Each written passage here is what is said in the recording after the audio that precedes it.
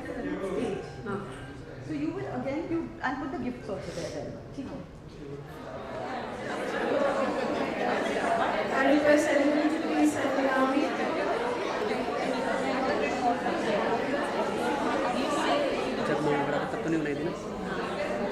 Good afternoon, everyone. Please settle down, and I will request everyone to put your phone on silent mode, please. On behalf of the President and the governing body flow, I welcome you all for this specially curated session. People will forget what you said, people will forget what you did, but people will never forget how you made them feel. And the brand OBEROI has spoiled and pampered almost everyone sitting here in the room and people all over the world by their unmatched hospitality. Can I please request the floor president, VIKRAM, to come and give the welcome address for the opening event of the year 2017 and introduce our esteemed speakers for today, three very charming and good-looking gentlemen.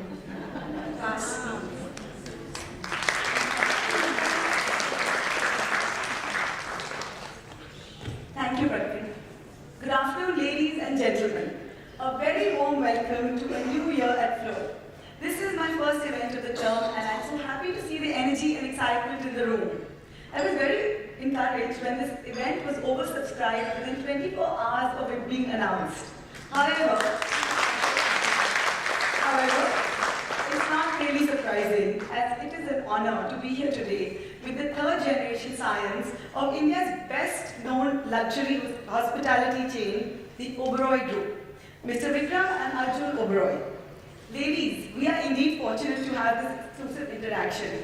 These very busy, globe-trotting gentlemen, and it's almost a miracle that all three of them are in Delhi at the same time.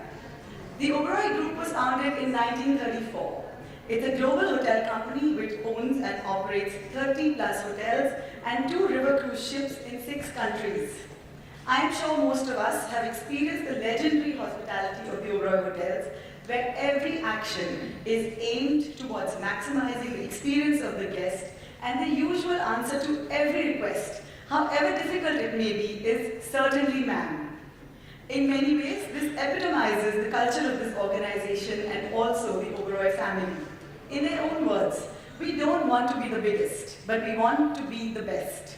Our goal is not to expand, but to constantly improve on our own quality. I have to share personal experience. I walked in with a sore throat, and without having to say anything, without having to ask for anything, the staff of the Trident brought me like a ginger hot lemon drink, and it was so thoughtful of them. I don't think I'll ever forget that. And if I'm sounding even marginally better, it's only thanks to them. Mr. VIKRAM OBEROI is the CEO and the Managing Director of the OBEROI Group. He studied at a boarding school in Wales and graduated in economics from Pepperdine University in the US. He is known to be extremely modest and very hardworking. He rarely leaves home later than 7:30 in the morning every day. VIKRAM has held various positions within the group over the past 25 years. In 1997, as General Manager, he set new standards of excellence in personalized service, winning international accolades and recognitions for the hotels. He is presently involved in the management and operations of the OBEROI Hotels and Resorts and Trident Hotels in India. VIKRAM lives in Delhi with his 4 children, 2 older girls who are studying in England now, a twin boy and girl who are studying at the American school. May I invite Mr. VIKRAM OBEROI on stage and request past President Anuradha Goyalji to felicitate him.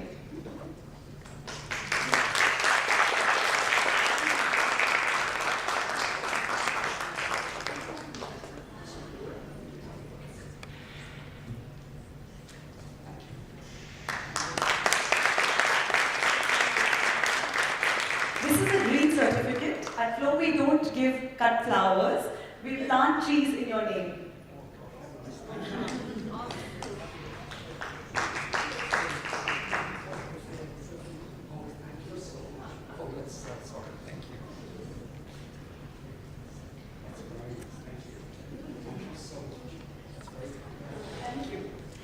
Mr. Arjun OBEROI is the Managing Director Development.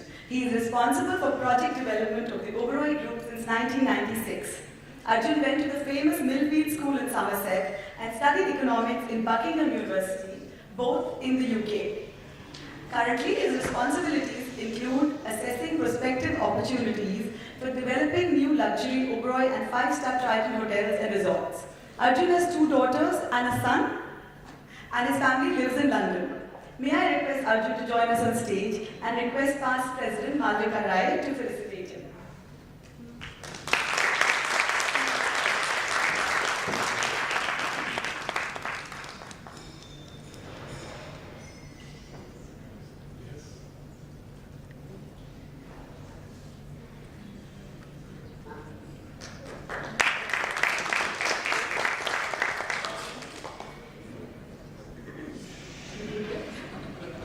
That's a good idea.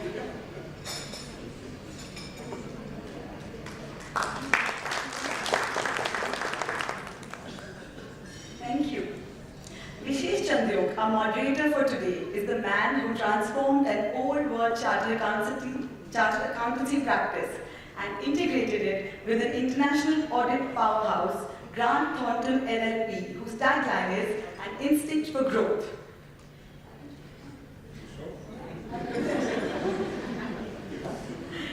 Vishesh is a big believer in the need for Indian family businesses to adopt formal governance structures as a means to ensure perpetuation of the business.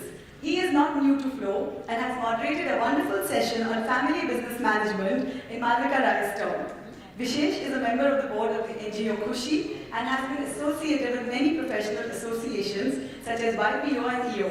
Vishesh is also a dear friend who you can always count on to pitch in. May I invite Vishesh on stage and request immediate past President Vinita Bimbet to please felicitate him.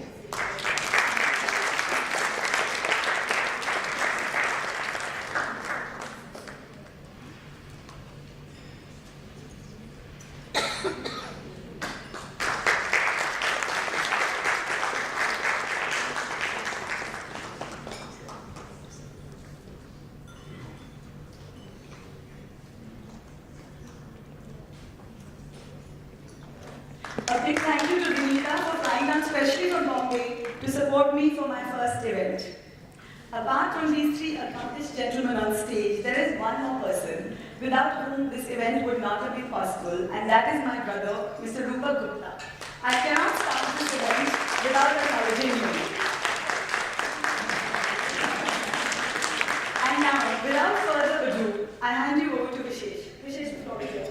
Thank you very much. Vasri, of course, the 3 charming gentlemen you referred to was Vikram, Arjun, and Rupa. I would have set the record straight. Before we get into this conversation, yes, please, thanks for joining us. I thought I'd quickly set the context of the global hospitality industry. So what's the industry that the OBEROI Group operates in, at least on the outside? And the industry is made up of large, all-segment players who operate across luxury, 5-star, the so-called not-so-premium segments, the budget segment.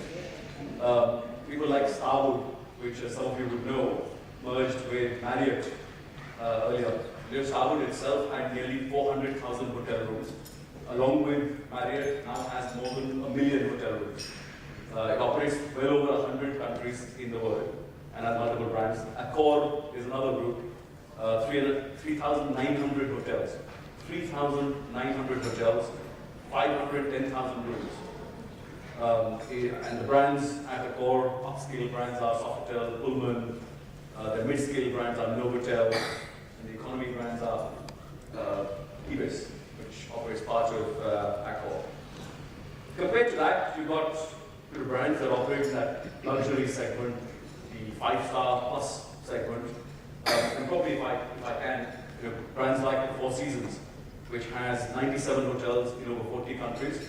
That's the Four Seasons. I don't know how many rooms they have, but 97 hotels. Remember the numbers I gave you earlier for Marriott, Starwood, more than 1 million. The Mandarin Oriental, which has got 29 hotels in 24 countries. The Peninsula. How many do you think the Peninsula group has? Just 10 hotels. Just 10 hotels. the Peninsula brand. Right? There is absolute daylight in size between those big hotel groups that operate across the segments and some of these. And I think the OBEROI group certainly is more like the second group, operates in luxury and five-star, founded in 1934, presence in 6 countries. Now, how many hotels do you think the OBEROI group has? Just over 30. Just over 30. 7 OBEROIs in India, 8 OBEROIs outside India, 4 villas properties, 10 islands in India, along with the Nile cruiser and the motor vessel. Of course, also into flight catering, OBEROI flight services, airport restaurants, travel and tour services, Avis car rental, some of the other allied businesses of the group. But the context I wanted to set was 30 hotels. I think 2 new ones have opened up, 2 more under development. New ones are Sukh Vilas, just outside Chandigarh, and the one in Ajman, the OBEROI Alzora, which is near Dubai, right? And one coming up in Morocco. So, as Vasti said in her opening, what you all said is you don't want to be the biggest, you want to be the best. Your outlook for the next 10 years is only to double size from here. In this startup world where others are talking about doubling every quarter, certainly every year, you'll only double size from here for the next 10 years. So you're truly living up to that statement, want to be the best, not the biggest. And as you see in that context, the biggest is very, very big, but the best tends to be much, much smaller. So I will ask you there, the title of today is Building the World's Best Luxury Hotel Brand. Pretty sure, I'm pretty sure, in no other industry in India has anyone achieved that sort of accolade. The best hotel brand, certainly not in hospitality, I don't think in any other industry. So I think that calls for a round of applause before we begin the formal. So my opening question there, and I'll take questions from everybody here. So let's not wait until the end. This is supposed to be interactive. Please put your hand up with anything I ask if you want to ask something else. But the opening question I will ask you is about that accolade there. Very many other similar accolades you've got, not just once but repeatedly. At that sort of size, 30 hotels, how do you even get recognized to get these awards? And who gives these awards? If I can pose that question. So first of all, good afternoon. I met some of you earlier today, but for those who I haven't met, thank you for taking the time to come in this afternoon. I believe traffic wasn't so bad. If you forgive me, I'm suffering from a cough that I think many people are in this room. So, but thank you for taking the time to come. And Arjin, thank you. Thanks for moderating this. So, it really depends. There are multiple awards that we win. The one that probably is representative of our guests is the Travel and Leisure Award. So it's a Reader's Poll Award. And one of the concerns I had with those awards was that it may be a very small base of people who participate. So last year when we got that award, I actually went and asked the people from Travel and Leisure how many people actually participate in this award or in the voting that helps you win these awards. And I was told roughly about 100,000 people. So it's a fair sample size. I think they have a readership in the US of about 1 million people. So 1 in 10. And it's a US award. Our single largest market segment in India is for our Indian hotels. The OBEROI brand is our Indian guests. And our second largest market segment is from the US. It represents about 20% of our overall room nights in terms of revenue. That's a little bit higher. So it's really readers who give feedback on what they believe are the best hotels. But it's not confined to hotels. It's airlines, travel agents, etc. And then Travel and Leisure compile this through an independent source and publish this. So that's one. So first time when you got the award, were you surprised? In fact, last time when we got it, I was surprised. I got a call from the editor of, so the best brand in the hotel, let me take one step back. The best brand They've had it for now, last year was the 3rd year they did it. They would do best hotels, but not best hotel brand. And they started about 3 years ago, and I didn't even know they'd started actually. So we got a call from the editor, a lady called Nancy, who I'd known for many, many years, and she called me to say we won this award, and I practically fell off my chair. So that was the first time. The second year, actually, we didn't win it, and I got, do you remember who we won it on? I can't remember which, but it would have been, it wasn't Four Seasons, I think it was Montage, the US luxury hotel operator that won it. And then last year I got a call again from the editor from Travel Leisure, and he's a different person now. So he said to me, "We won it," and I didn't know why he called me, and I'd forgotten what time of the year this happened. So I was really surprised by it. It's not something we expected 2 out of 3 years. So one of the things the OBEROI Group is known for is the OBEROI Center for Learning and Development, the OCLD, its own training institute. Your people is one of your biggest differentiators. Do you think that is the single biggest reason that you've been able to achieve this remarkable position? So, you know, I think we're really lucky. We have absolutely incredible people. And people who do whatever they can to support each other in giving our guests the best possible guest experience. And you know, we're far from perfect. We get things wrong, we make mistakes, we make errors, so we're not perfect by any means. But I think people give it 110%. If and when we make mistakes, or when we make mistakes, we do whatever we can to set it right. So I think, you know, I always think of our founder, Rai Bahadur, and he was so focused on guests. He used to read guest comments, he would write guest letters into it, you know, himself. And guests have really been at the center of everything we do. I think thanks to him, and we won't forget that. So what really drives our organization is, one, we have amazing people. Number two, we have a real strong guest focus. And I would say those are the two things that really help us. Are there any legendary stories from that time, from the Rai Bahadur's time that you remember?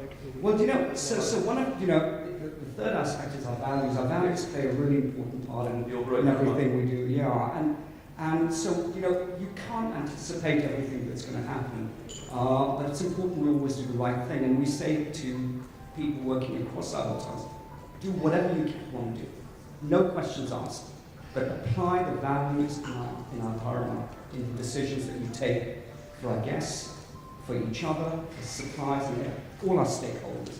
But to come back to your question, I can remember a few stories. So one of the stories I remember is, you know, when my grandfather was, or our grandfather was, you know, well into his 90s, or you know, close to 100. And his birthday was on the 15th of August, so we all used to go, and children, grandchildren, parents, everybody came together to celebrate his birthday. And the taxi drivers from the OBEROI Delhi, who he'd known for since '65, also came and wished him every year. And no matter who came, whether it was a grandchild, whether it was a member of the family, whether it was an old friend, or whether it was a taxi driver or anybody else, he would make the effort to stand up, welcome them, make sure that they were comfortable and they were well looked after. And one of our values is humility, and that really comes from him. Arjun, you may have some stories to tell as well. Well, I think thank you, Vikram. More than anything else, I think Rai Bahadur was an extraordinary man. He was a very humble man, but at the same time, he was incredibly resourceful in what he was able to achieve with very little. And that probably couldn't have been done without having a sense of really bringing people together. And he always put people first, and I think those are the values that we carry forward, even till today. He made people feel incredibly comfortable, and by doing that, essentially, they gave more than their worth, and they were able to overachieve, essentially. And I think that really stood out as one of his most outstanding attributes. He was probably could have been successful in any business that he chose, because he applied himself at a very human level. Of course, he was a very astute businessman as well, but and he had a bit of luck along the way. So, but he didn't bear on that luck. He continued his long-term vision for what he believed what was right, and I think more than anything else, he always used to tell us, don't worry about earning money, because that's the wrong way of looking at anything in life.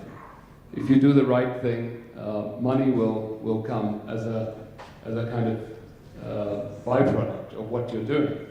And to that extent, he always said, do the right thing, and you will be successful in life. And I think that's true for not just business, but true for how we apply ourselves in everything we do. So we have fantastic memories of him. Of course, we didn't get the opportunity to really work with him, but at the same time, those human characteristics are imbibed in our spirit and probably in the organization. Thank you for sharing that story, Vikram, about his birthday, 15th of August. Arjun, humility, application, and luck. If you combine those three things and not go after money, the rest will follow. I think those things you can see in the conversation today, at least the beginning of the conversation. One of the other things I've noticed about the hotel is also the attention to detail. Everyone talks about that attention to detail. Must be referred to, have somebody came up and offered her that drink, hearing about her not feeling well. I've stayed at the OBEROI Bombay. I don't know how many here have stayed at the OBEROI. Anybody stayed at the OBEROI Bombay? Almost. One of the things I remember the OBEROI Bombay is this cold water flask that lies next to your table. I don't know how many other OBEROI hotels have the same thing, but certainly the OBEROI Bombay. I know you've looked at how many people use that cold water flask. I understand it is very, very few, but it still remains there. Can you share with us why is that cold water flask on the side table? Somebody must have come to you and said, this doesn't add ROI or gross profit or shareholder return, we ought to take this away. Your CEO would say, sorry, I can't be responsible for delivering numbers if that stays there. How do you deal with those sort of things that come about? So the story behind the flask by the bed is, we put mineral water in a bottle by the bed, and it's at room temperature. But some products like to drink chilled water. So after the OBEROI was being renovated, Mr. OBEROI was very clear that we need to get alfie flasks and turn them down at night, fill chilled water, and it would maintain the temperature. It's a flask that maintains the hot, cold water, and it is insulated flask, so we should like cold water so that a guest, if they want cold mineral water, can drink it at night. So we started this. And what we found over a period of time was that a lot of our guests, even though there's a tag there or a tent card that says this is mineral water, it's chilled, but maybe some guests prefer to drink bottled water. They feel more secure drinking out of a bottle. And so not many, maybe I'd say probably even less than 10% of guests actually drink this water. So we got the analysis done, and I had the conversation with Mr. OBEROI to say, do we want to continue to do this? And he was very clear.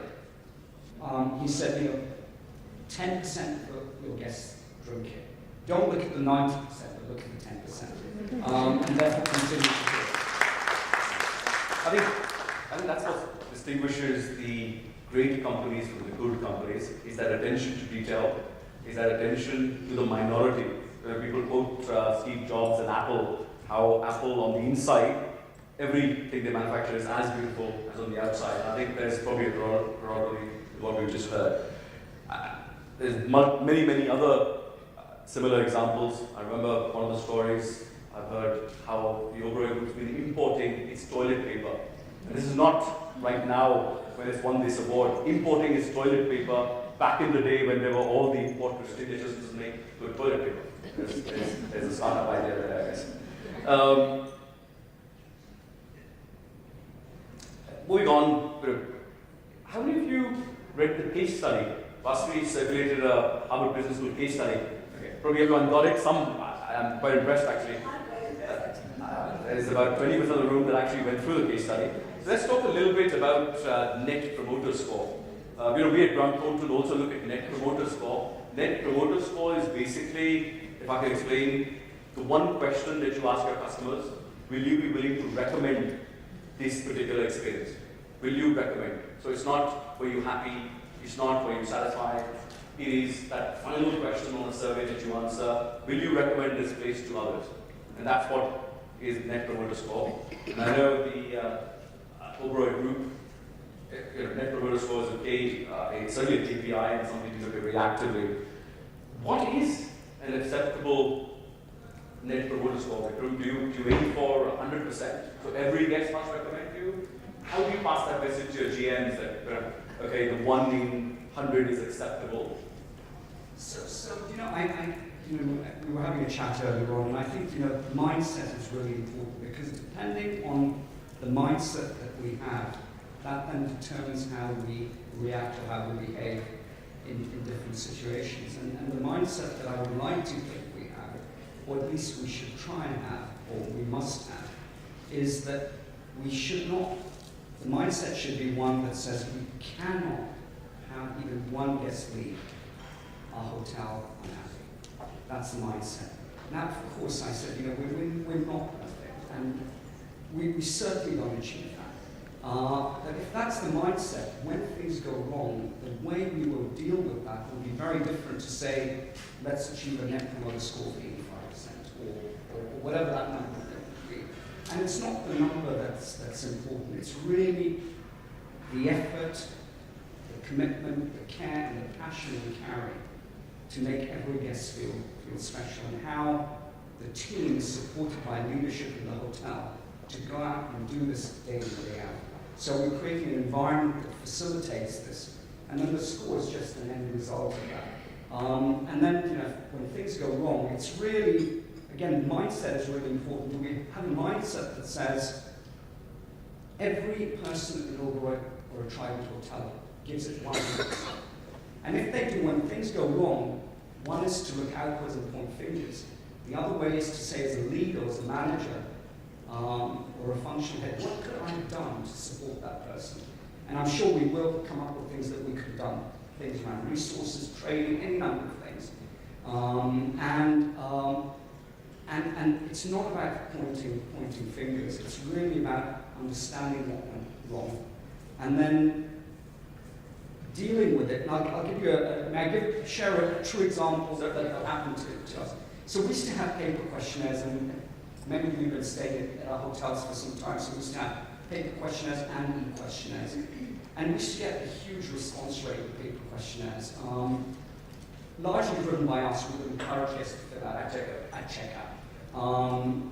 So you used to get in a hotel. This was a Trident Chennai story that Trident Jaipur story that I'll tell you about. We would get anywhere around 20 questionnaires a day. And there was a lady who said that she had a good stay, but her tea was not hot. So that was her comment. But really a valid comment, right? The tea was not hot, and it's an important thing. So Dheeraj, I don't know if some of you know Dheeraj. Dheeraj right now is general manager at Chennai, and that's why I said Chennai, but at that time it was in Udaipur. So I called Dheeraj up and I said, Dheeraj, you have had a chance to look into this, on what happened. So he said, no, I haven't. I haven't. So I said, Dheeraj, let's do one thing. Let's, if you could go take a kettle, take the temperature from a boiler kettle, take it from a hot water boiler, because we have these Alamo boilers that provide hot water, and let's chat again tomorrow to see what the difference in the temperatures, if any. And by the way, she had tea not in room service, but in the restaurant, which Dheeraj clarified in the comment, it didn't say that. So we spoke the next day, and Dheeraj said, actually, from what I remember, it was roughly a 5 to 7 degree difference in temperature. So then the concern was, is our Alamo boiler equipped to heat water to this temperature? So my next question to Dheeraj was, have you checked the spec? And he said, and it wasn't to say, Dheeraj, you're useless, you haven't checked it. It wasn't that. It was, and the reason why I haven't looked at it is because we've got so many questionnaires. If he was looking at every single thing, he wouldn't be focusing on what he had to do. So we said, let's talk again tomorrow. Just check the spec on the boiler, see if the specs that it works to. So the next day we spoke again, and he said, actually, there's no problem with the boiler. But what's happened is we don't have a specific day on which we do descaling, and therefore the scale had taken what's on the elements, and therefore it wasn't working as efficiently. And of course we shared that with all the hotel. But the point I'm making is that Dheeraj is an incredible manager. He has been with the company for many, many years. He went to the OBEROI school, he lives by our values, highly committed to our guests. And one approach would have been to say, Dheeraj, what the hell is going on? The other approach is to say, we're all doing our best, and therefore there must be a good reason why this happened. And therefore it's always important for us to dig deeper, not point fingers, but start from a mindset that says people are really doing the best they can. The clarity of purpose. So it's the clarity of purpose that every comment from the customer matters. We have to look at it right before.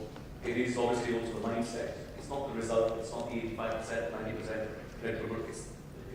And then going into the detail.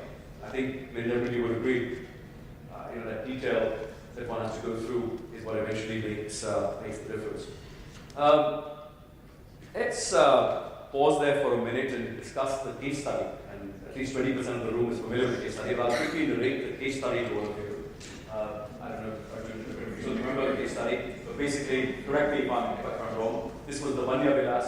There was a guest who checked into the Vanya Vilas, along with another guest who checked in a second room, and the guest checked out after one night, after having booked a stay of 3 nights. And the guest said, I couldn't sleep at night. There are earplugs lying next to the table at Vanya Vilas, because there's a train line that runs behind Vanya Vilas. Apparently, very few guests have that problem, but still there are earplugs lying on your bedside table, with a note that please use those, since we are properly out in the, yes, that is attention to detail basket. But I think, so the HBS case study is all about this guest who booked a 3-night stay, who checked out after 1 night, along with his friend who was in the other room. There's a letter from the GM, Ratna, to Vikram. That's the Harvard Business School case study, with a question, what did the hotel group do about that guest experience? Did they refund the entire bill? Did they do nothing? Did they do something? And how many in the room believe that the right thing to do there would be do nothing? That this is, it's not a big deal. It's just the person should have put the earplugs on. We checked out after 1 night. So how many in the room believe that you should have done nothing? How many in the room believe that you should have refunded that night's stay? Not me, but others. Okay, how many in the room believe that they should have refunded that night's stay and the food and beverage and alcohol and everything consumed by them? Nobody? Nobody believe that?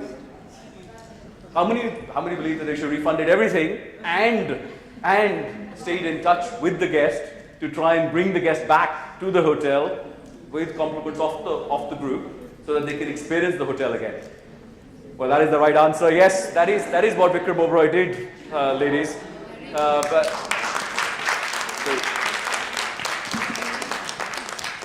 I didn't do it at all, so frankly, I wish I could claim credit. I didn't. I think it is, that's the humility speaking, Vikram. It's about empowering your general manager to be able to take those calls. I'm sure Ratna did ask you and you empowered her to do what she wanted to do. So it speaks a lot about the group. But who takes these calls within the group? And if anybody else has a question on that, please ask. Please go ahead. There is a question in the room, so I'll offer to Sangeeta, right? Yeah, Sarita. So on the HBS case study. Yeah, it's on the case study. Yes. Do you believe that they could have gone further, Sarita? Yes. You do? Yes. So hi, I'm Sunita Agarwal, and I connect with today's event in 2 levels. My father used to own a couple of OBEROI hotels way back in your father's time, sir. And secondly, I'm a Harvard alum. So while on the way here, I did read your case, and what I felt was all the options that Vishesh put up are all short-term strategies. It's like a problem is created and you're just addressing the problem. Whether you do a 1 night free, or you do the entire stay free, or you put in food and beverage, or you put in the earplug, it's just addressing the problem. My suggestion to Mr. Vikram Oberoi when I spoke to you is to address the main problem, to prevent the problem from happening. How would you do that? So I suggested that you basically soundproof the rooms. Right. Because your grandfather said 0 defect. He said no task is too small, no detail is to be overlooked. The exact wordings I don't remember, but on that line. So I would suggest that you soundproof the room so that this problem does not occur. And so that people, I know also on your survey you said that 80% said that they like nature noises coming in the morning, the bird calls and so. For that, my option would be to have an alternate mesh door so people can open the main door and let the mesh door nature noises come in as to wake up to that or whatever. Thank you, Sarita. So we will let Vikram and Arjun respond to that. No, you have to let me take the radical option also. Okay, yes, what's the right? Yes, there is a radical option also, right. So if you cannot maintain your standard of the hotel, that is 0 defect as per the case study. I'm not saying there's any hotel that has 0 defect in life. But as per the case study, the most radical option is if you cannot maintain the standard, then you have to sell off that hotel, not to get down the whole service. Right, sell the whole service. Awards have to keep coming, right? Is your family still a buyer? You can't let one hotel bring down the entire chain. We'll... So it's Sunita, right? Right. Okay. So Sunita and I had a chat earlier, and Sunita, 100% I agree with you. Don't treat the Senate, and you actually have to do both, because please, I feel much more comfortable if you sit down. So we have to do. There was a guest who was upset, and for somebody to say when they booked 3 nights to leave a hotel and check out, and he didn't ask for compensation, he didn't ask for anything. It wasn't that he was looking for compensation. And he went and checked into a Marriott hotel near the airport in Jaipur, right? Which is not a bad hotel, but it's certainly not a Bandivilas, right? So it obviously meant a lot to him, and we had to act immediately to set it right for him. And what Ratna and her team did was waive everything, not only for him, but for the other guests who didn't complain. We said, and he was actually settling the bill for both of them. He lives in New York, and she comped everything: food, beverage, room, everything. And her simple philosophy was that, this is bad profit. Bad profit is not sustainable profit, so let's not take it. That's the principle that Ratna applied. So that was the first part. The second thing we did was we said, and we had, Sunita, you and I spoke, we put earplugs by the room. From time to time, guests had said that they can hear the train, and the train is actually quite a distance from the hotel. There's a map in the Harvard case study. I don't know if the scale's on the map, but it's quite a distance. But if you're a light sleeper, you will hear the train. I'm a really light sleeper. If somebody even moves a door, I wake up and I can hear the train at night. So it will, if you're a very light sleeper, it will wake you up. So we said, let's go and ask our guests. For us, it's really important to do things that are right for our guests. Not what we think is right, but what is right for our guests. So we went and we spoke in Ratna did it, and we went and this was face-to-face. It wasn't something we did on. So while guests were staying at the hotel, she asked them, you know, and we were honest, we said we had one guest who was particularly upset about the noise, left the whole hotel, how did you, so we put it into context. And the vast majority, and I was going to get them, I haven't called Ratna to get the numbers, but I think Ratna spoke over a couple month period to about 80 guests. And the vast majority of them said, you know, actually we really like the sound. We get up early in the morning to go on jungle drives, we wake up with the sound of birds, and actually don't do anything, right? So the vast majority of our guests said, please don't soundproof your tents. And by then, in fact, we'd already worked out a soundproof solution at Rajvilas, where we have 14 tents. Every single tent at Rajvilas is soundproofed. Because when Rajvilas opened, we were in the middle of nowhere, and the city's kind of grown around the hotel, and today, especially in festivities, people play loud music, there's a temple, so noise travels. So every tent at Rajvilas, all 14 have been soundproofed. So we knew how to do it. It's not that we didn't know how to do it. But they said, please don't do that. Please do not soundproof your tents.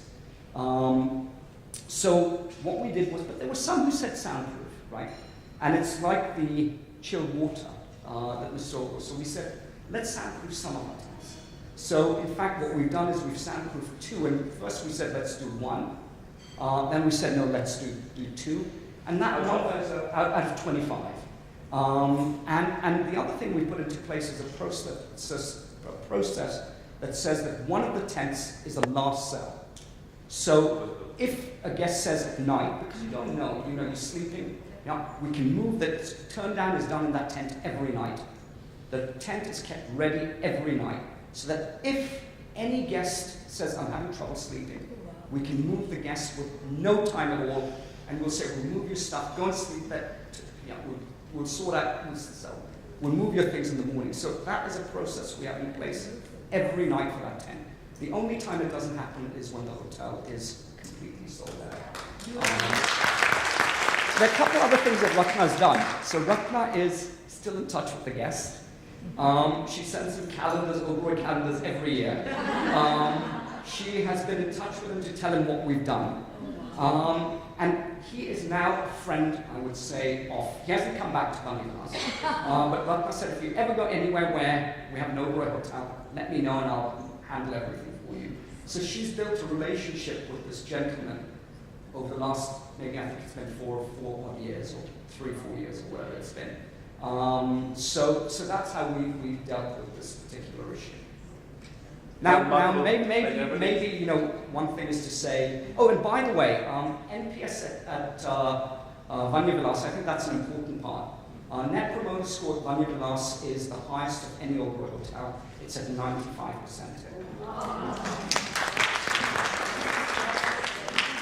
Thanks. 95 people out of 100 who stay at Vanyavilas would be very happy to recommend the Vanyavilas over anything else they would in that category to everybody else who they know. I think if you that's what building the world. Sorry, is everybody familiar with how NPS works? Because it's really, if I could just take 30 seconds, because number one, it's used across, car manufacturers use it, hotels use it, Apple phones use it, Apple computers use it. And you can Google it and you'll get an NPS for various products, hotel services, etc. Mercedes car companies use it. So the principle is the same.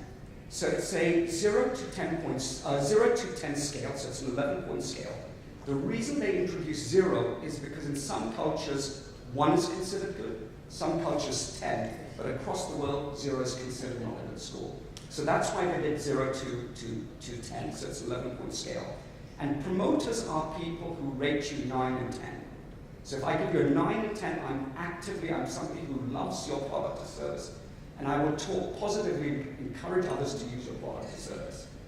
7 and 8s are neutral, so they are people who like you, but will not go actively and promote your product or service. So, for example, if I'm going to Vanyavilas, if ARJIN is a neutral guest, you want to say, go and stay at Vanyavilas. Go and stay at, if I'm going to run people, you want to say, go and stay at money class. You want to promote 7 or 8 is neutral. 7 or 8 is in neutral, and 0 to 6 are detractors. So they're people who will say, oh, you're going to go and buy an iPhone? Terrible phone. Don't buy it. Terrible phone. So they will actually, they will speak negatively about the product or service and discourage others that they know from using that product or service.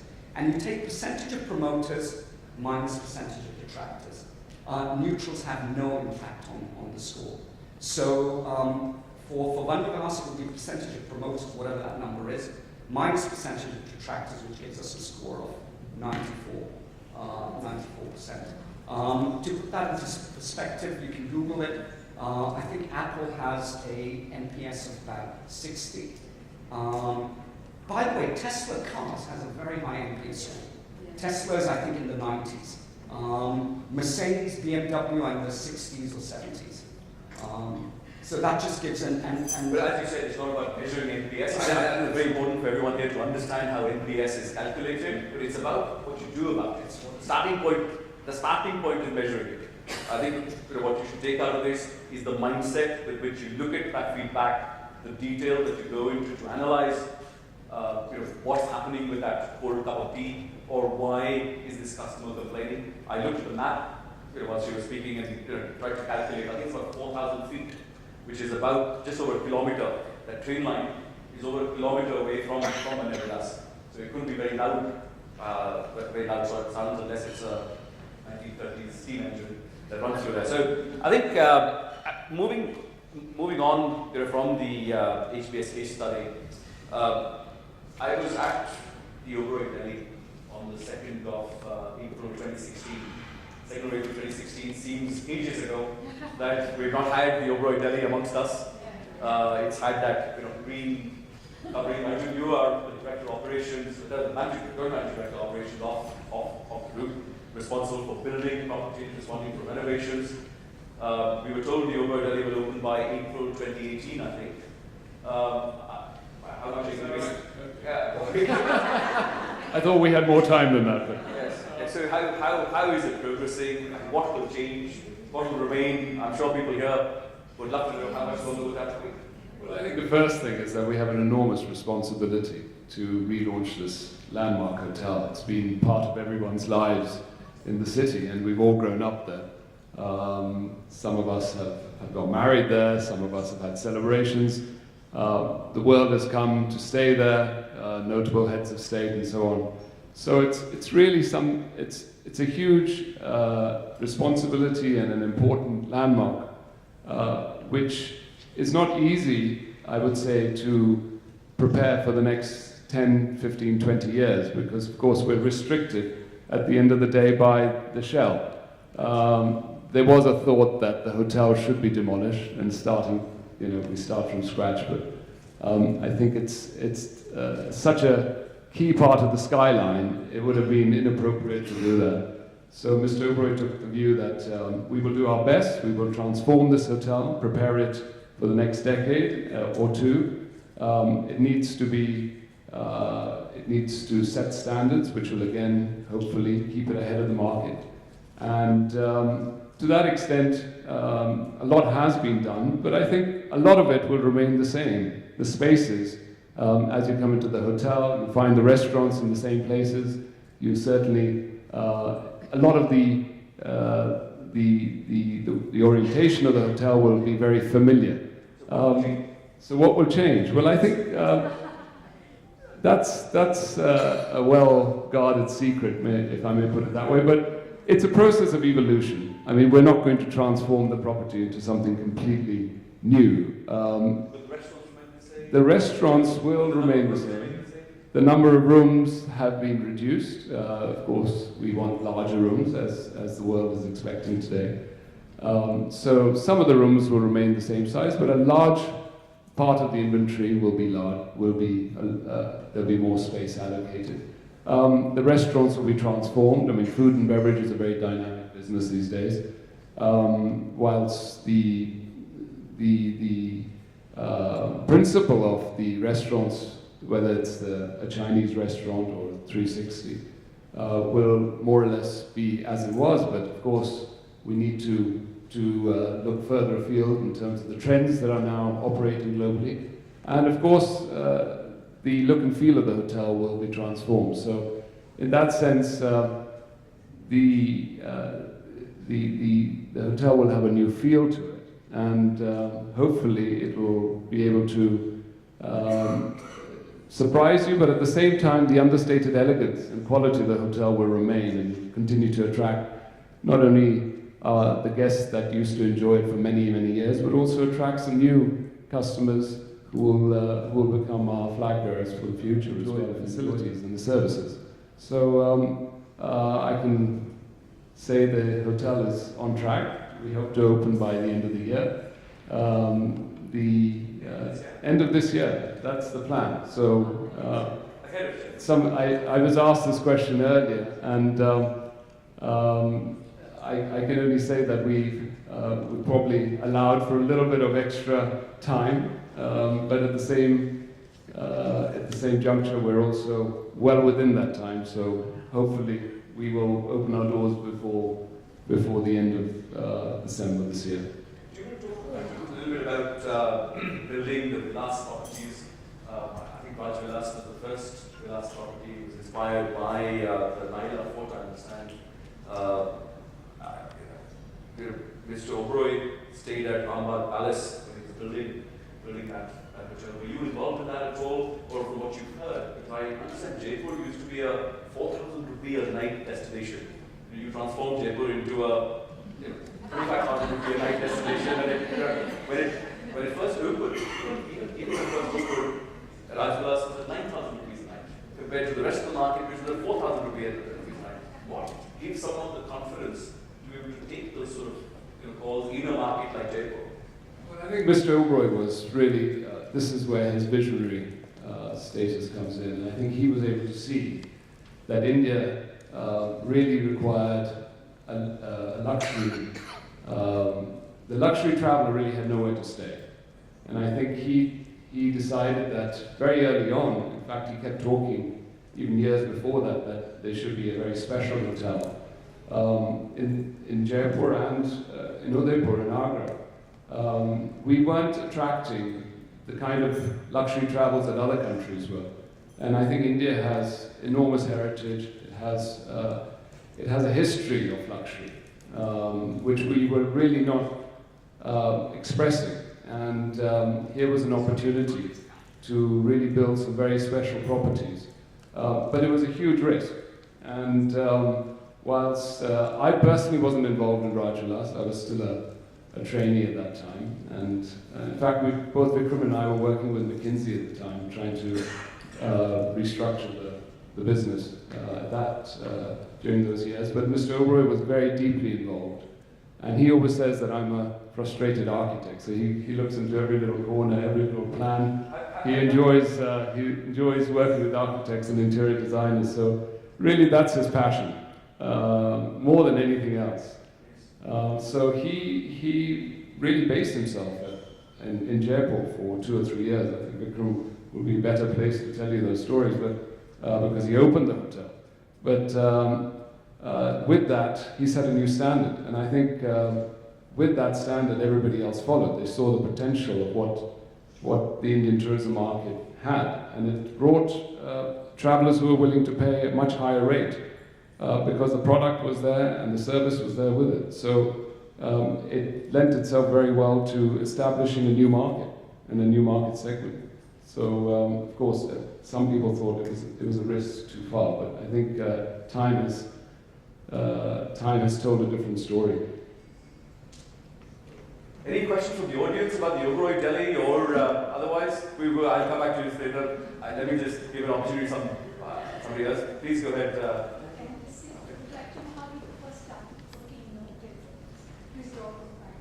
Job. ARJIN job. And okay. Job profile. So what exactly do they do on a daily basis? So I have to tell you my first job. My first job was, and I'll tell you my first job at an Oberoi hotel. Or would you like to know the first job at an Oberoi hotel or at any hotel? At an Oberoi hotel. So this was actually in Bombay. And I started from receiving Receiving is the point of entry of all goods coming to a hotel. And I worked actually in receiving and also in garbage. So those are the two. That's where I started my job. In the beginning, I remember going there the first day, and there was a receiving manager, a lady. She didn't know who I was, so, and I don't use my last name typically, I always say VIKRAM. So I went there, and I was a trainee, like any other trainee, dressed in the uniform. And then she kind of later on figured out who I was. But for me, it was, I think it's really important that, number one, whatever we do from our heart. Number two is we take pride in everything we do. And one of the things that I tell colleagues that I work with, or that we all work with, is when a guest comes into a hotel, what's the most important thing for that guest? That guest has been traveling for a while, either by car, by flight, or by boat. And to get your luggage in your room is the most important thing, right?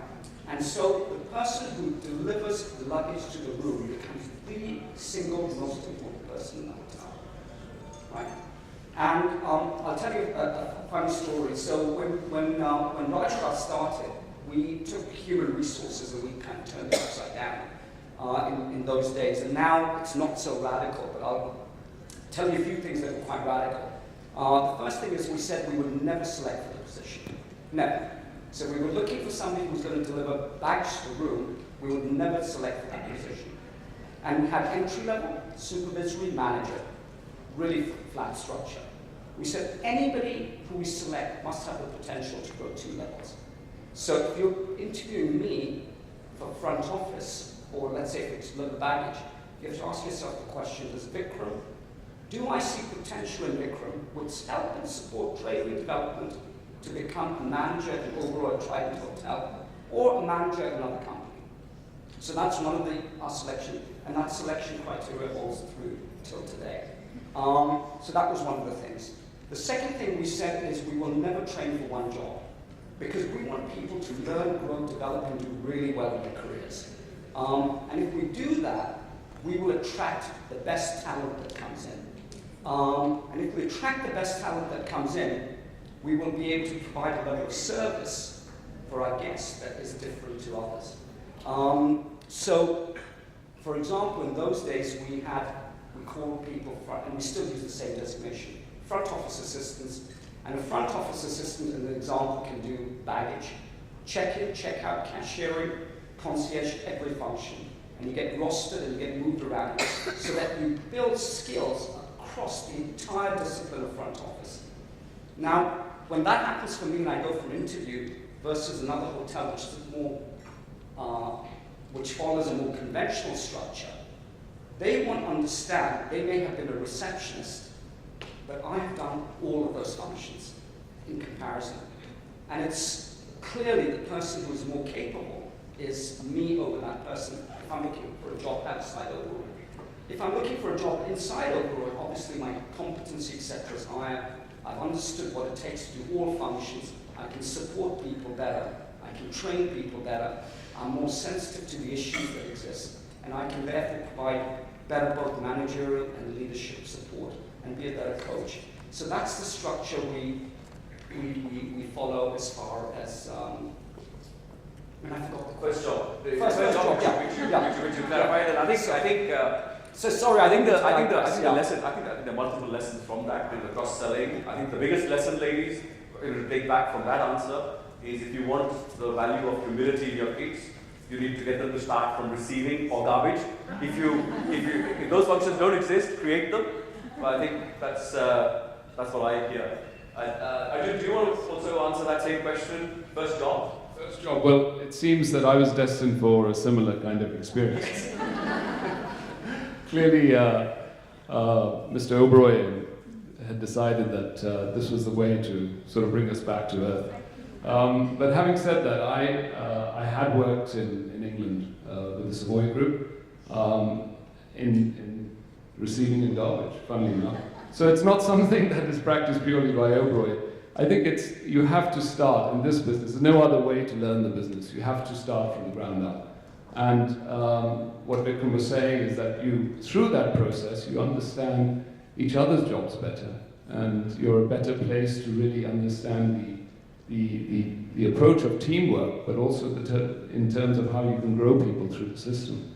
I was sent off to the OBEROI grant, and I'd just come back from England, and I was told that you were going to be a trainee there. So that was fantastic. I mean, I really enjoyed that part. It was a little difficult at times because people wouldn't let you do some of the not so pleasant jobs, but it's the only way to learn. So I was much more bold in those days. I said, I'm going to do this, and I think it set a very good example for everybody. And then I moved through various departments, and once I recall there was a time 6 months later where I went through stores and then through kitchen and butchery and what have you, and all the other areas of functioning. I used to come back home, thank goodness I wasn't married in those days, because I kind of smelled of fish and all kinds of onions and garlic. So that's part of enjoying the process of working in a hotel. But Mr. OBEROI arrived in Calcutta 6 months later, and I presented myself in my chef's uniform, and he said to me, he said, you know, I think you're wasting your time. And I said, well, this is what you asked me to do. I'm a trainee, I'm trying to learn my way through the organization, but also through the various functions. And he said, no, I think tomorrow you have to run the whole food and beverage department. So from a trainee, I got a quadruple promotion. I was suddenly the boss of all the people who were trying to teach me how things were done. So that was a bit of a baptism of fire. But actually, it was a great way of also empowering me to understand how the operations work. And really, at that time, I wasn't involved in planning at all. I didn't know that I was going to be involved in design and planning of hotels. But by being part of that process, you really understood how you can provide service through good design. And actually, that's what working with Mr. OBEROI and really understanding his philosophy, that sort of inspired me to really get excited about design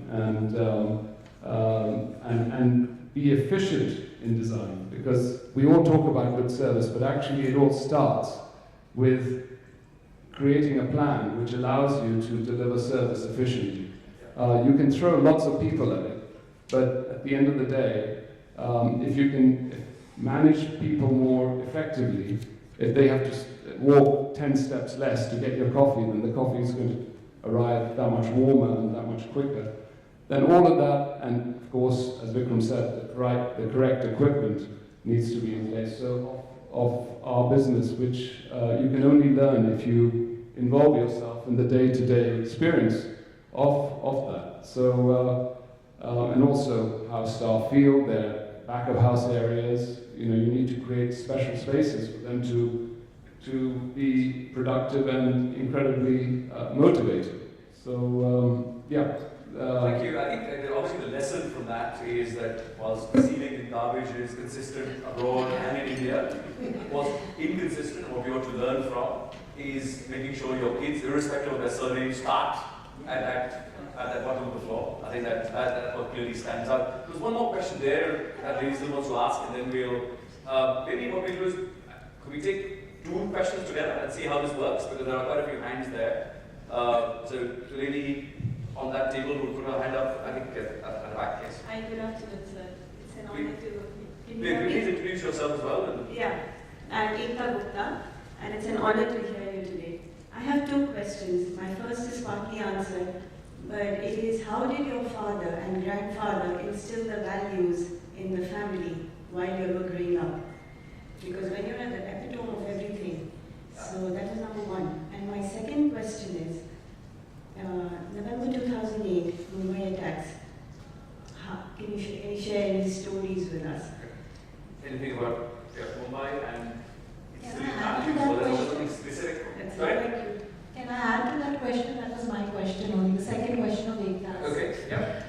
So November 26th, 2008 was a night which changed a lot of lives and affected all of us.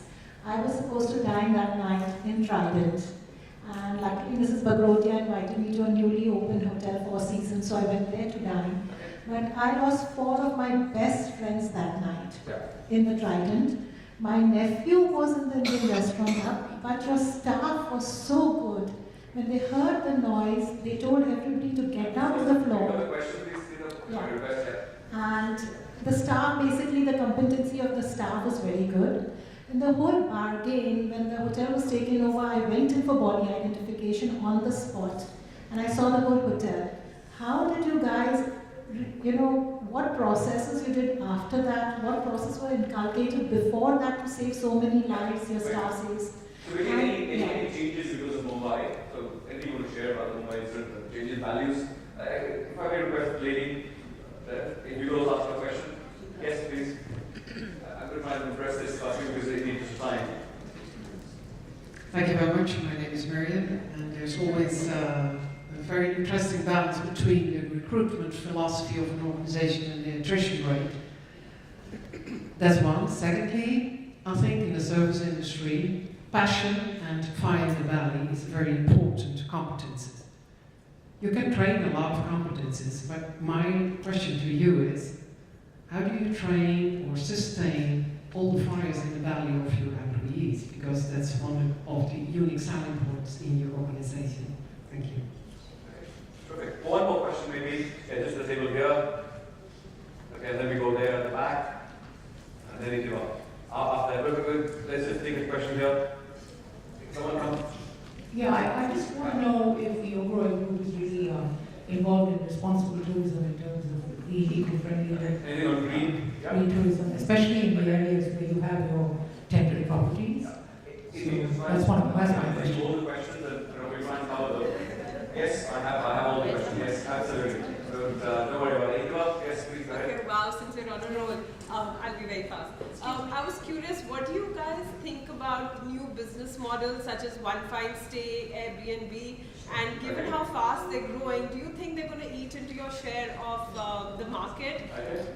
Also, very quick, but given the valuations of companies like OYO, which I know you've supported and mentored, is that some kind of business strategy? Would you change your business strategy to kind of go into that kind of field? So it's just really do get scared. Of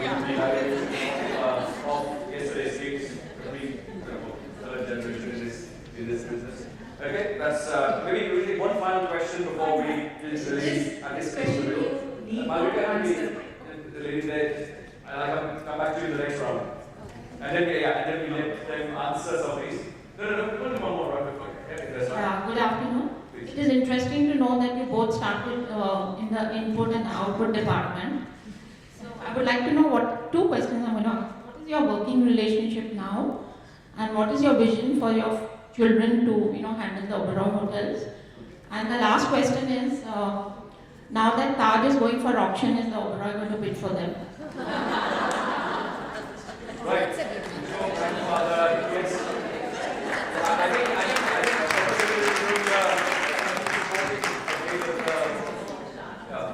I heard there was a hospital that was in the fray also that was going to be for the Taj Mahal. There's a hospital, I can't say more than that, but you can guess the rest. The first question, values. Grandfather, father, was there any specific values class that you attended with them, or was it through day-to-day? Actually, for me, it was probably my mother. My mother was incredibly strict. And now when I look at my mom is so nice and very strict.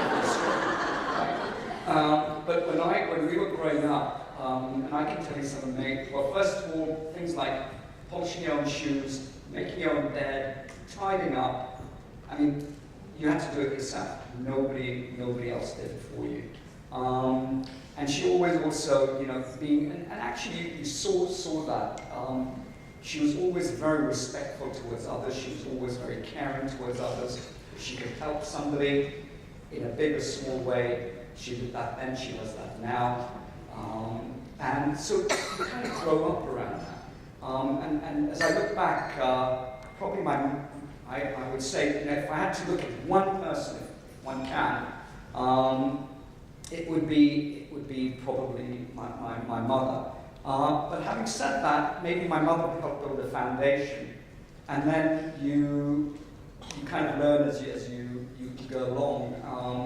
I think also just my grandfather as well. But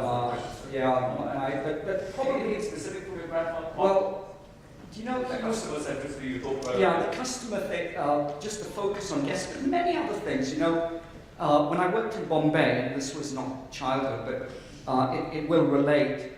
People who'd worked in the hotel, and I spent some time in butchery, so I spent a couple of months just working in butchery. And there were chefs there who worked with my grandfather, and these aren't managers, these are just entry-level chefs.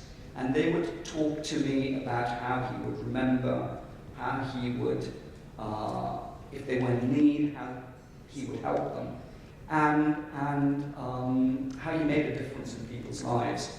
And that for all of us is important. We live by those values today as it comes to family, as it comes to each other, as it comes to people in the hotel. Anything the values? Remember? I think I'll just echo what Vikram said. Enormous respect for people. Grandfather he had an incredibly good memory, of course. He remembered everybody's name. He remembered every person he met, but also their families. And he would always ask about them. And I think that care and respect for people is something that is fundamental in your growth. So in that sense, it embodies a similar thinking. Sorry. I have a long list, and I want to take some of the questions. We move on to Mumbai. Anything that stands out from that night in Mumbai? Of course, all of us are familiar with the terrible events and destruction. Something that stood out, something someone did, and anything you changed in your processes. Those were, I think, the questions. Should I go on? Okay. So, I remember I was in both ARJIN and I were in Delhi, and like all of us, we saw this happen on television. And actually, my father was staying in the OBEROI Bombay at the time, and had left. He never goes out of the hotel. I mean, hardly ever does he go out. But he had to go out to a Ernst & Young dinner at the Taj Land's End, and he and David, who some of you may know, had left the hotel and had gone out. So we all saw this unfold, and obviously I called my father, and for his safety, I didn't know he was out of the hotel, and he said, I'm here. And he said, I'm going back to the hotel.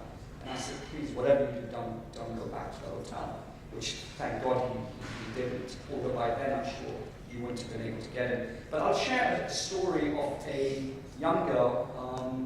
She was 20, maybe 21, and she was in the hotel when this happened, and she got, I don't know whether there were 10, 15, number of guests. She obviously knew the hotel well, and she helped hide them in the hotel for quite a long time. And then it was when the gunfire stopped, it was about 2 in the morning. She thought that it was probably safe to take them out. And she had to go across part of the lobby, that's an atrium lobby at the OBEROI, to get the guests out from the location that she was at. And I spoke to her actually after the incident, but maybe 2 weeks after the incident. So she said that, I went into the lobby to see if it was safe. And then when I saw it was safe, I helped the guests get out of the hotel. So I said to her, you went into the lobby, you didn't know where the terrorists were. You could have been killed. And I said, why did you do that? And she said, the biggest reason I did that was, or the only reason I did that was that I wanted to make sure that when I took the guests out, it was safe. And so she took an enormous risk. Guests were probably much older than her. But she helped bring, and I don't know the exact number, a number of guests out safely. Luckily, by then things had quieted down. The terrorists were in the room, but she didn't know that at the time. And so, a remarkable story of braveness. And I think, again, it's something you can never train for. I think you can never anticipate. But I think as Indians, we have really strong values. And I think we owe a lot of that to our culture and the values that our parents raised us with. Because you have to be very selfless to say, let me go and check if it's safe. Maybe in a situation, many people will do that. But I think that leads into the next question. What is passion? Do you actually recruit for passion? Do you recruit for skills? Do you recruit when you're making choices who to hire and not to, you talk about people who can progress to levels. Yeah. But the question at the back there was, what was the passion? It's really hard to during an interview assess somebody for passion. But I think one of the things is that do we enjoy what we're doing?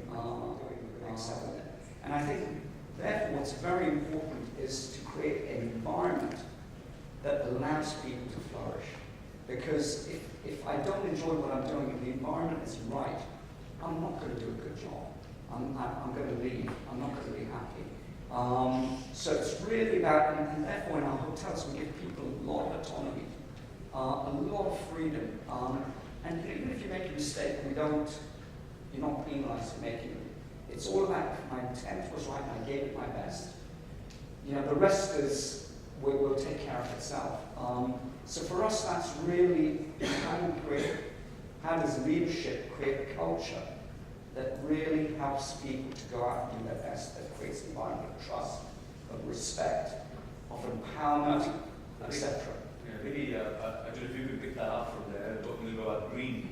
Are you doing anything about the other? It's something that has been an area of focus, not just in recent times. I know the world has been it's very topical to talk about green issues these days. But I think we were experimenting, I know, from talking to Mr. OBEROI, with solar power back in the 70s. And every hotel today is built with solar backup. We generate a small percentage of our electricity through solar power. We're also buying into wind farms in the south, so a certain percentage of our electricity needs are provided through that. And of course we take care of our discharge, our water is recycled, we have almost zero discharge, and we also recharge our bore wells through the rains. New developments, so the Marrakesh Hotel, for example, which is 6 months out? Yes, of course. We've just opened a hotel in the UAE. It's a beach resort. It complements the hotel that we have already in Dubai. That's a business hotel in the middle of the business district. But this will offer another resort environment, beautiful hotel designed by an Italian architect, Virgin Beach. But beyond that, we're opening in Marrakesh later in the year. Sofilas is open a little earlier, open in January. They will all be gold or platinum. We aim for platinum, but ultimately, certainly you don't necessarily put it out there like some of your competitors do, but it's very much been a part of your DNA back from 1970. Thank you, Arjun. I think the next question we give us a question on disruption, Airbnb. Do you wake up and see who's this 21-year-old Ritesh Agarwal who's managed to create a unicorn at 21? The founded oil rooms, and so much other disruption that's happening in business. How are you embracing some of that? How are you reacting to some of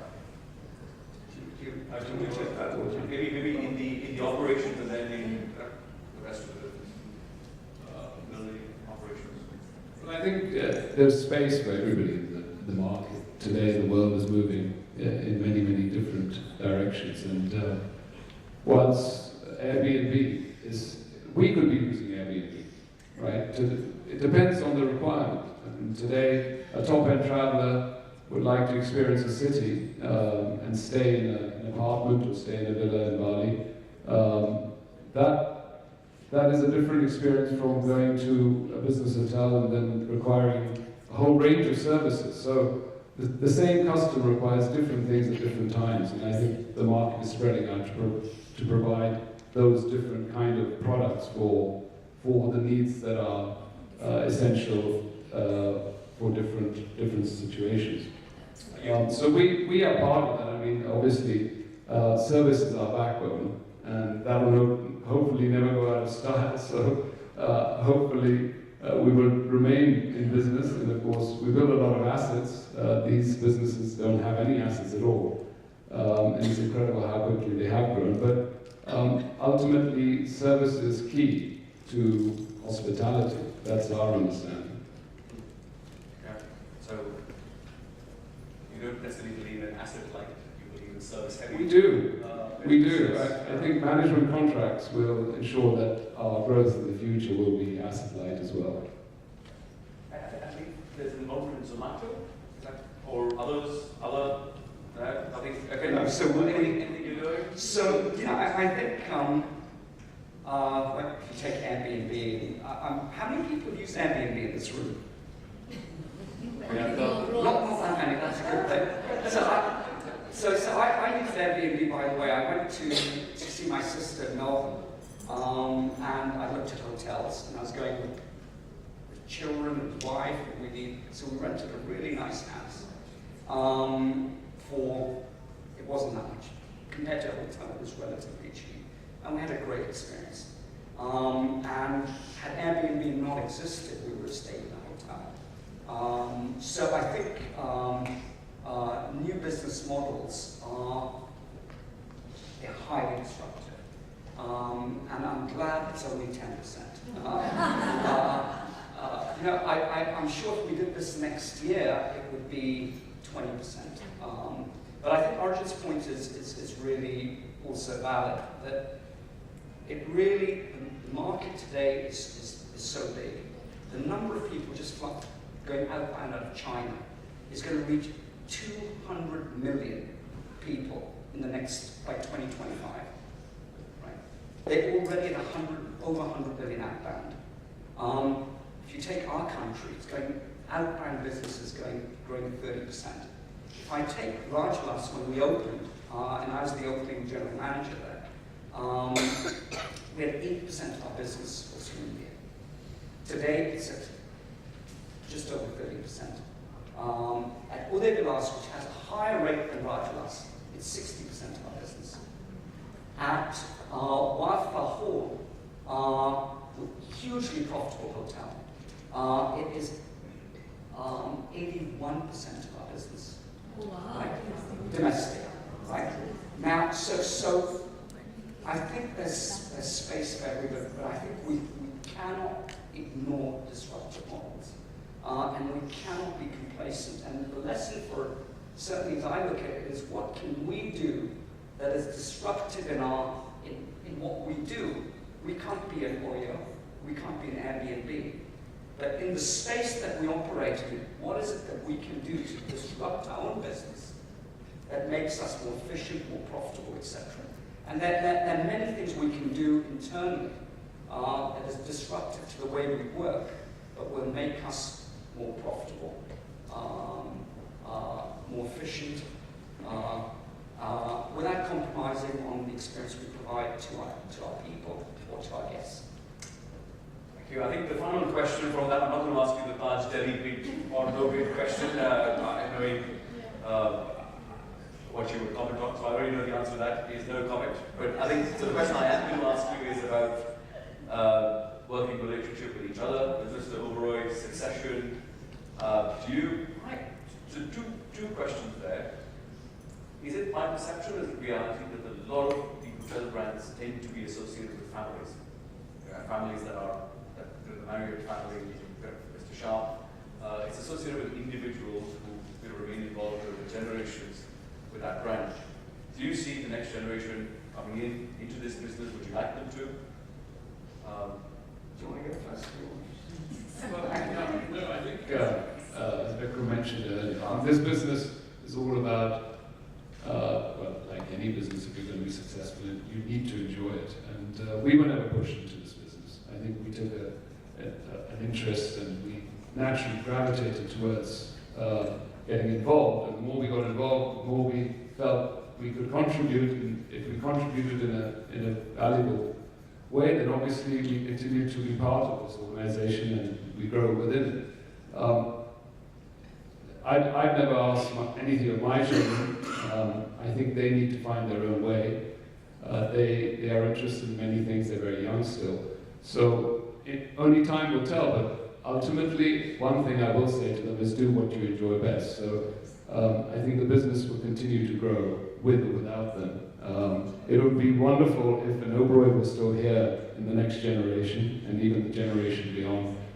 It is a highly personalized business, and I think that's where the family really, there's a sense of participation and a kind of individual attention to the business. But who knows? I think there's enough within the business to carry it forward. So you don't plan to force you've got three? Well, at the moment it's kind of difficult to make them even switch off their phones, so I'm not sure. at the dinner table. So we'll see how we manage the future. They're wonderful kids, so I think they'll find a way to contribute in some way, I'm sure. VIKRAM, you've got a 15-year-old, 16, I guess now. Yeah, 16. Yeah. Yeah, 10 years old. So I mean, my perspective on this is, number one, nothing should be a right. And going along with that, what ARJIN said is nothing should be forced. And at the end of the day, if you can, in anything we do, for it to be sustainable over a period of time, you have to make a difference by your contribution. And if you can't, then you're not going to be around in any case to be able to do that. Or you shouldn't be around to be able to do that. So I think at the end of the day, no matter who, whether it's a family member or anybody else, they have to contribute and make a difference. And for that, they have to really feel passionate and love what they're doing.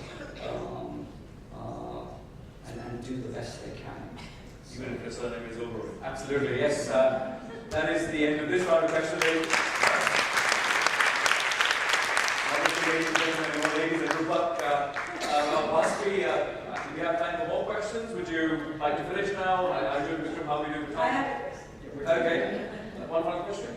Sure. I believe that you were trying to miss the traffic, so I think for those of you who live in Delhi, you may want to end the session here, but we live quite nearby, so we're very happy to take further questions, either now or later on when we have a cup of tea. So the hospitality industry employs a lot of women. But my question was that how many women do you have at senior levels? Do you have any women general managers? Yes. Ratna is one, and Havida is, I don't know if people who stayed at the OBEROI Bangalore would know Havida. She just actually moved to head learning and development for the entire organization. She's been general manager, well, started a career with OBEROI, started at the OBEROI Center, and then, but to answer your question, I'd say not enough. And I think there's lessons for us to be learned. I think we could be far more supportive, not as individuals, because as individuals we're supportive of the system needs to, and processes need to support people when they go through family, children, and I think we could be doing more in that area to really support. For example, what's stopping us from having a creche in every hotel in our space? What's stopping us from saying, listen, you can bring it? Is it mandatory? Okay, I'm really glad it's mandatory. Yeah, okay. I know they've extended maternity leave to 6, but then, okay, so that's a bad example. There are many other things. If we apply our minds and we talk to ladies, or we just say, listen, let's take some mothers and say, what are the policies? You come up with the ideas. Because there's great value in being able to retain ladies. What if you retain them over that time when they're having a family and they need help and support, then you want that to stay with you for much longer. And we need both geographic, cultural, and gender diversity. Diversity is so important in any business. And in our business, we might have many, many more ladies in our hotels. It's roughly about 20-25% now. 25% now. We'd like it to be 40. One of the things we're actually talking about is we're going to say it has to be, so we're going to look at each hotel. We haven't done it yet. But what measure gets done, right? If you don't measure, it doesn't get done. And for each hotel, we're going to say, if you are below the target, then you no choice, you have to employ a lady. And by doing that, we hope we'll be able to take the numbers up for women, because, I mean, Ratna is our incredible general manager. She's a lady. Rita was an incredible general manager who was a lady. Now she's doing a terrific job at the centre. So I wish we had more Ratnas and Vitas. And maybe one day they'll take ARJIN in my job as well. So the eldest three in the next generation are all ladies of VIKRAM. And then we've got three boys. Would it matter if there was a lady who succeeded both of you from the family, if it was going to be someone from the family? Would it have to be only one of the boys?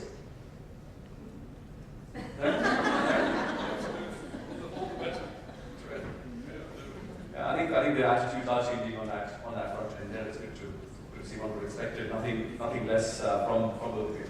I think, as Arjun has advised, it is a good time to leave Gurgaon before 5 o'clock.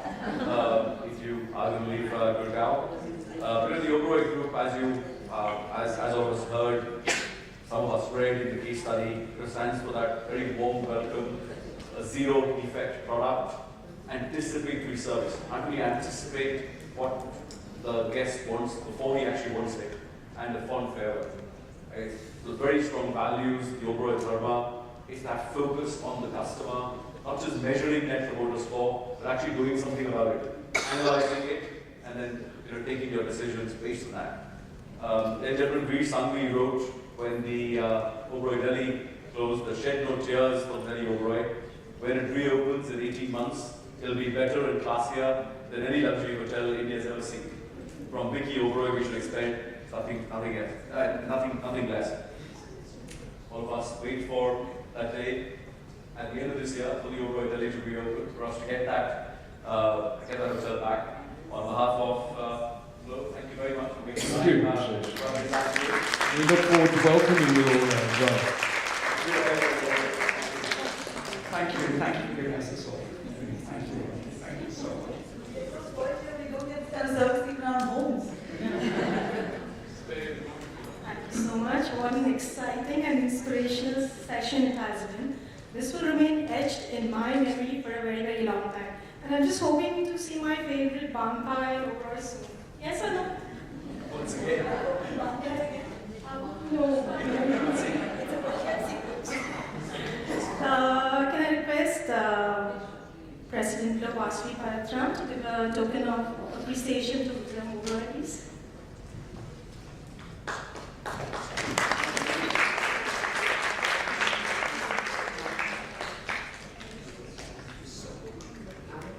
Oh, wow. Thank you. That'll have a very special place. Thank you. Senior Vice President Pinky Reddy to give to ARJIN OBEROI, please.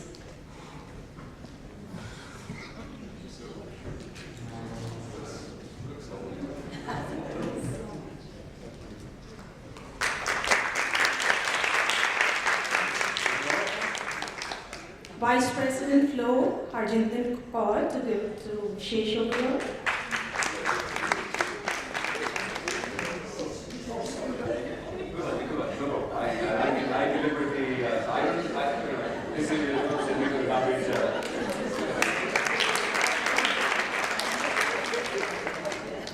Can I now request Pinky Reddy, Senior Vice President Flo, to come and give the vote of thanks?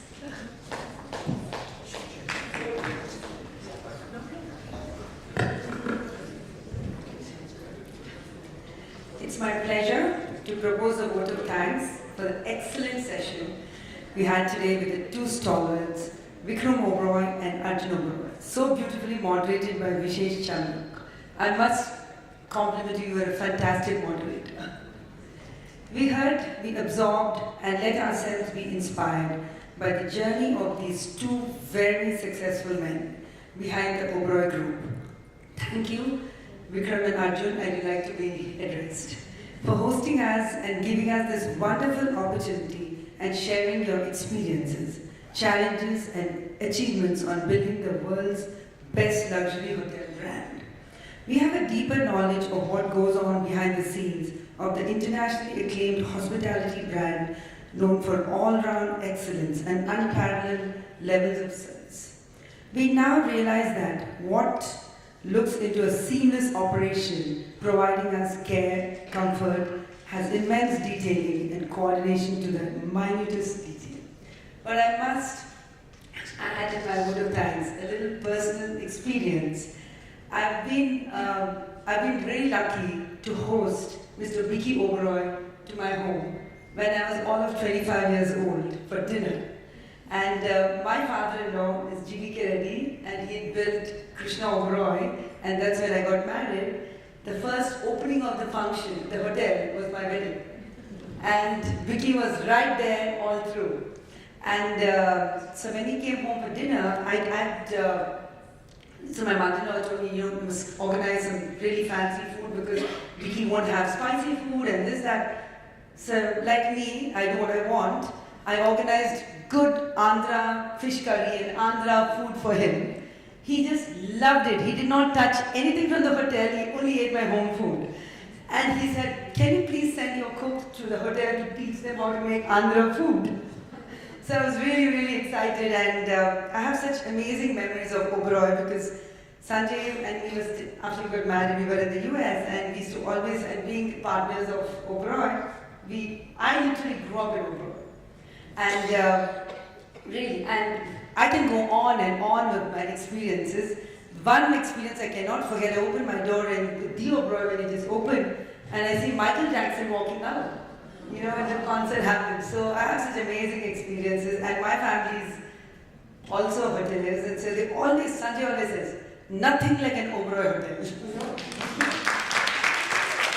Even when we were building T2 in Mumbai, he's like, it has to feel like you're in an Oberoi hotel. So, and sincere thanks to Mr. Chandyo, so brilliantly moderated the session and making it so interactive and lively. I don't think any of us could have done better than you, for sure. I would also like to take the opportunity to thank Rupa Gupta and Zainab Chandyok for their help towards the program. A heartfelt thanks to the wonderful Oberoi and Trident team who has taken care of all the details for us. Umashri, Amitabh Rai, Tina Kandwal, and all the others who have worked towards ensuring that everything was perfect today. Last but not the least, a big thank you to the chair of today, Pragati Gupta. Thank you so much.